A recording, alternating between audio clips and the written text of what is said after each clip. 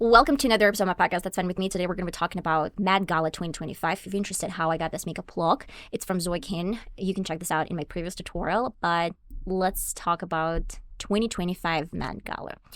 I was disappointed. I was really disappointed. Probably say this every year, but last year when the theme was Sleeping Beauty, at least a couple of celebrities, they stick to the topic and it was more or less interesting. This year when first I read the super fine tailor in black style, I was confused because I didn't know what the meaning was. And honestly, I guess half of celebrities, maybe more than half of them, didn't know the meaning of the theme as well, because at first I thought it was related to Karl Lagerfeld and the tribute to Karl Lagerfeld 2022-2023, where a lot of celebrities, they showed up in black suits as Karl wore for as long as I can remember him.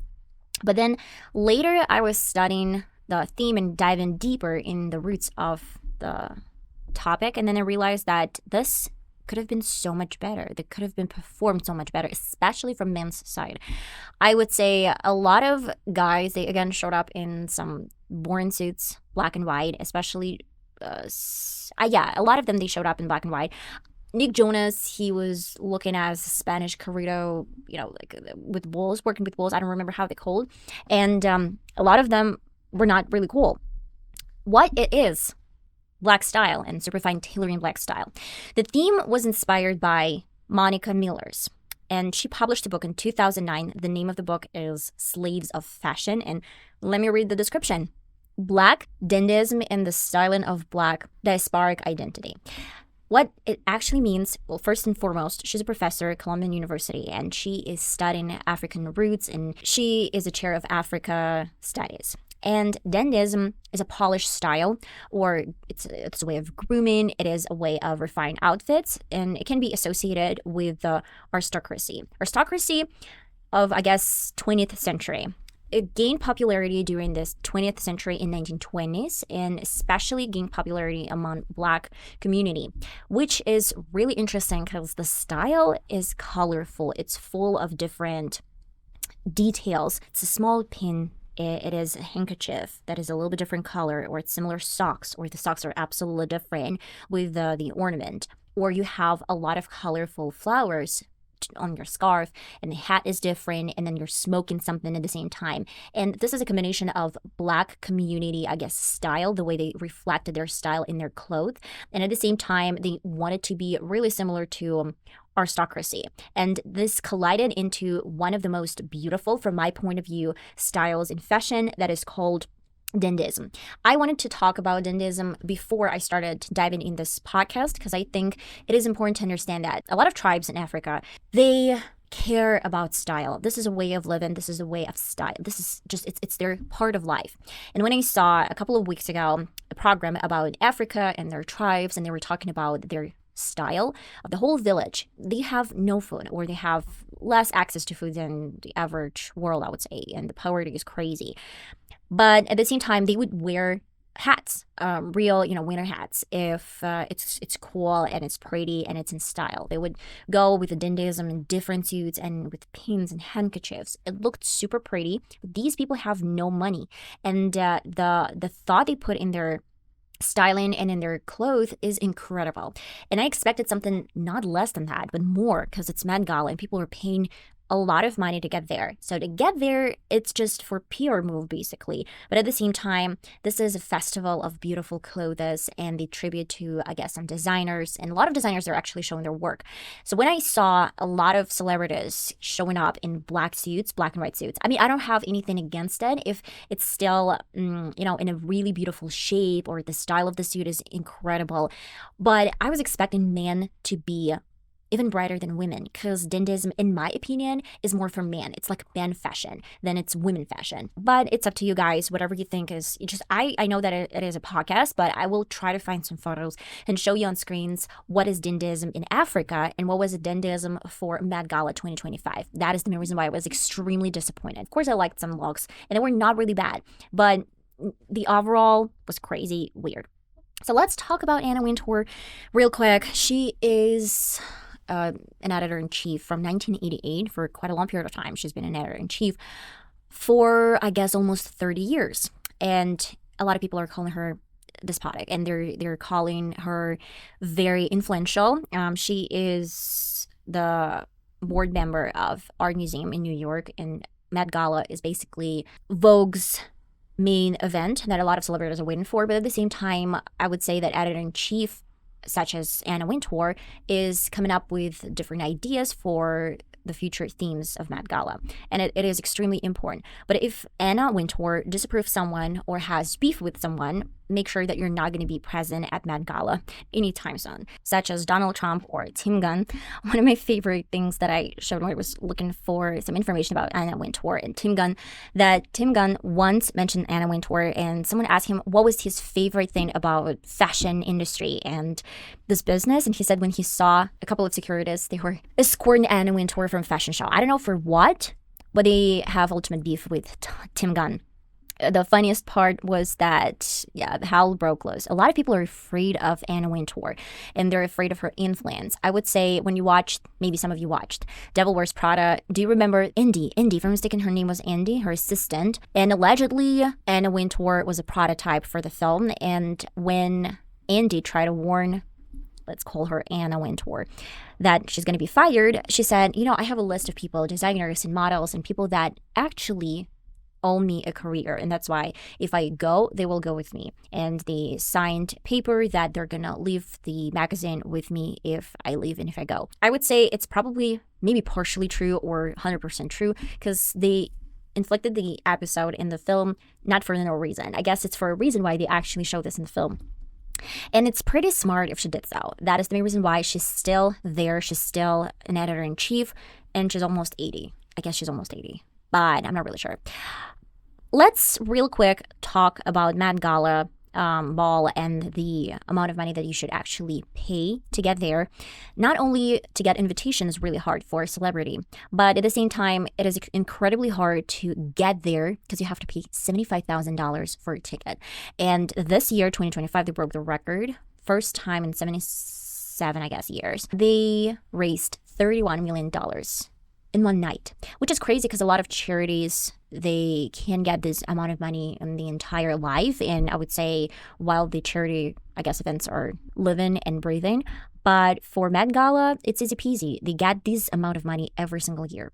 Someone says that this year, again, Kardashians and Jenners were attending, but every year, rumor has it that every year, Kardashians and Jenners, they have to beg for a ticket. And Anna Wintour, she allows them to come just because they're given pretty much significant donations every year. And that's why they're just kind of like buying their tickets to Met Gala, maybe adding some additional money. And that is the main reason why I would say she's tolerating them. Anna Wintour, as I mentioned earlier, she can make a career for you or she can bury you alive. So that is the main reason why the greatest example of all, I would say, it's Emma Chamberlain. She is a presenter every year of Met Gala, and this year is no exception. You could see Met Gala through YouTube channel, but then abruptly they stopped the broadcast and no one knows the reasons behind this. I would say another great example of this weird fight that happened between Anna Wintour and Naomi Campbell in 2024, September, New York fashion show. If I'm mistaken, Naomi Campbell, she had to show up and get her award for fashion icon nomination. And when she got there, she was late. Anna Wintour hates people that are late, and that is the reason why she left without explanation, but people say that she was pissed.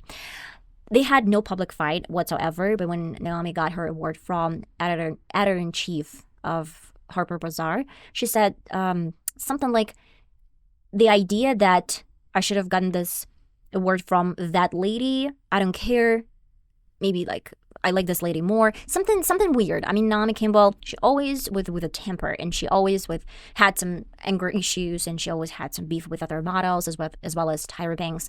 That is the main reason I would say that it's really hard to say who's right and who's wrong. I would say that Anna Wintour probably had her rights to be mad with Naomi Campbell once she was late, and then she commented on that, and that's why everyone said that the main reason why Naomi wasn't present at Met Gala, though she was always there, is because of the feud between Anna Wintour. But as Naomi said that she was invited, but she was tired and she had crazy schedule. That's why she's just gonna watch it from home. I would say a lot of A-listers this year, they skipped Met Gala, though they were invited. That's why it is really interesting. I don't know if maybe Anna Wintour is losing her grip or she's losing her I don't know, influence maybe. Maybe a lot of people that own her career, they're not there any longer, or they have no strings attached to Anna. And that is the main reason why Sarah Jessica Parker, that was super close to Anna, she did not attend Met Gala. I would assume that might be a reason because she's filming and just like that third season, and maybe that is the reason, because she has pretty busy schedule, though Met Gala is worth it. I would say Naomi Campbell obviously wasn't there, as well as Blake Lively and Ryan Reynolds wasn't there. If I'm mistaken, they were not attending last year as well, but I kind of get it because they have their own drama right now and they have a lot on their plates this year and last year as well. And if we're talking about Brooklyn Beckham and Nicole Pelch, they were really excited to get to this Met Gala, but something happened, and right before the event, they actually declined their invitation and they didn't go. That is the main reason why a lot of people, they actually didn't go, which is interesting. I heard so many rumors that celebrities were not satisfied with Met Gala and they said it was super toxic. From my point of view, I was always dreaming about Met Gala. I was like, oh, a lot of influencers, they're attending, maybe one day in a fairy tale I can go there.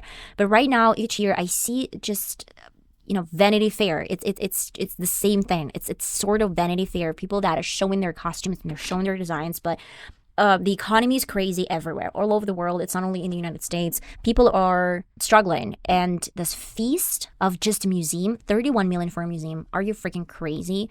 It's every single year. How much do they need to raise every year to support a museum in New York? I know it's pretty expensive, but there's still a lot of people paying for the tickets and watching their shows. That's why I don't really think this is the only way to get money to support this museum. That's why I don't really know what is meaningful about this event, because years prior, I would say before Anna went tour, the ticket cost was more or less bearable. But with Anna, it has become an enormous amount of money. But if celebrities are willing to pay, why not? I would say I was watching the Met Gala, and why I was disappointed, because not only black and white, I mean, Zendaya, she looked fabulous in the suit, but I expected something colorful and matching, and she's with great style, with great sense of style. But this way, it was simple. It was like, I had no time to pack, and maybe this was a last-minute choice. Last year, she was wearing 2 different outfits, and this year it was extremely simple. And I would say I had this feeling that a lot of celebrities had this vision, like, they didn't really care about this Met Gala this year. It was just like, oh, I'm going to throw on some gown, and that's going to be it.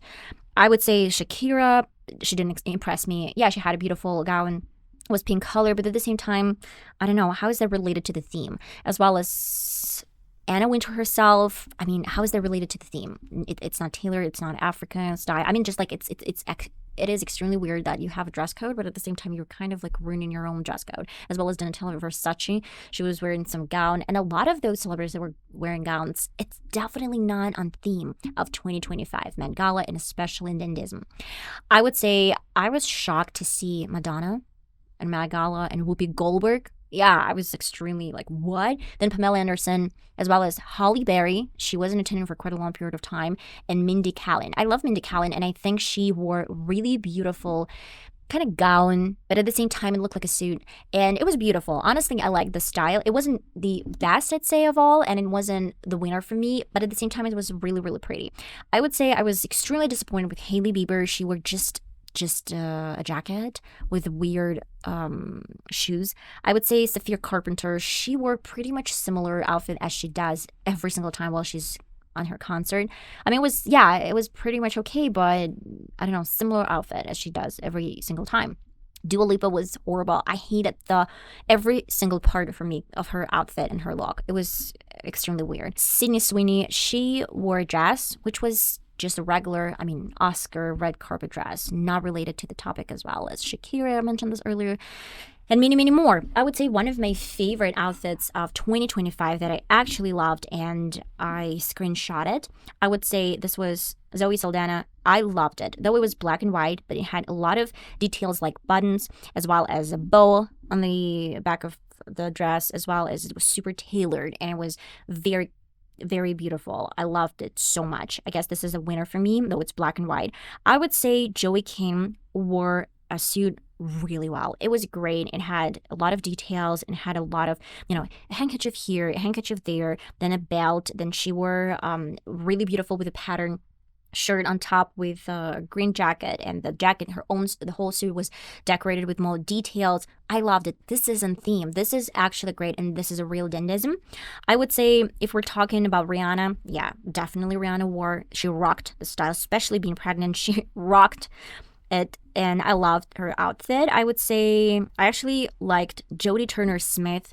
It looked like Alice from Wonderland, and I loved the outfit. It looked pretty. I mean, leather, different details. I would probably add a little bit more color to it, but it is extremely similar, and it's good for the theme of Met Gala. I loved Laura Herrera, if I'm mistaken. The outfit is gorgeous. It's a suit, but at the same time, I loved it was tailored perfectly, and the sleeves were beautiful, as well as her big tube trousers, or I guess it's some sort of palazzo pants.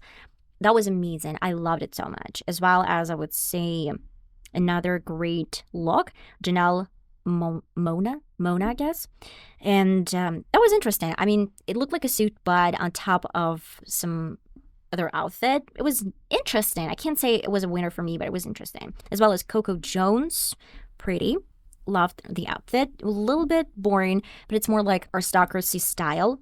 And one of my favorite, I would say, is Kerry Washington. Was very pretty. I loved that she had the top of a suit and that the bottom was with a transparent skirt, which was very beautiful and chic. For men, I really loved Miles Chamley Watson. He was experimenting. This is what, in my opinion, is Dandyism, and quite literally, he looked gorgeous for Met Gala 2025.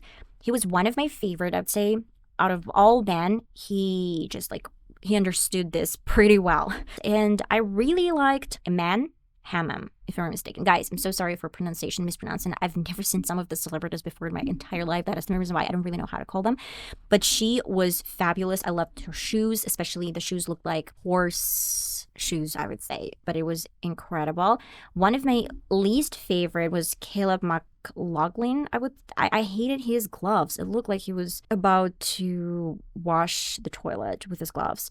Madonna, she looked like she was attending a prom, as well as, I would say, Jenners, both of Jenners. I hated the looks. It was extremely simple. It was just a real suit. And for Kylie Jenner, it was not a flattering dress. It was ugly. Honestly, it was extremely ugly and was not on topic. Kim Kardashian, boring. I mean, she could have done so much better if she's that crazy about Met Gala looks. It was extremely boring. I would have done something different.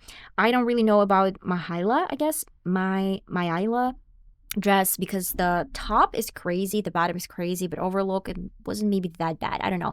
But it's not on theme. And again, another great look, I would say Alicia Keys. Yeah, that was cool and pretty, and I would say it was more or less beautiful. And of course, I mentioned again Mindy Kaling. I would say that it was interesting. I don't really know if it's related to the topic, but still, it's more or less pretty. And that is it, guys. I had a couple more, but you can check it out yourself. I would say Amar C. He wasn't bad. I mean, he could have added a little bit more details, like with a handkerchief, a little bit different ornament or different color, and maybe add a hat, and maybe add something else to the look. But overall, I really liked it. I think it looked chic and pretty. So yeah, basically, the Met Gala, it's for PR move. It is a PR move, basically. And that is the main reason why I would say most of the celebrities don't really care how they look. That's why they just wear gowns or they put on some suits. I haven't seen Selena Gomez in a while. I haven't seen Taylor Swift in a while. And, a lot of really cool, I would say a lot of really cool celebrities were not attending, but Whoopi Goldberg, like Madonna, I don't really mind. They're attending, but I never called them fashionable enough to attend Met Gala. And I can't say they were really good at that. So, yeah, that is my take on Met Gala 2025. I hated a lot of looks from, out of almost 400 different outfits, I would maybe call pretty and really cool 2025 outfits. And that's it. I hated that a lot of men, they missed an opportunity to show this chic and classic Dandyism that is famous, like African community and African tribes are famous for. People have literally no money and they have no food, but they care about style. And you have a lot of money, you have a lot of food, but you have no imagination, and you can work, with a designer and explain that, yeah, Dandyism is pretty big and you can create whatever you want. It's gonna look fabulous and cool. I don't know, guys. What do you know? What do you think? Let me know in the comments, and I'm gonna see you in my next podcast. That's fine with me. Love you all so much. Bye bye.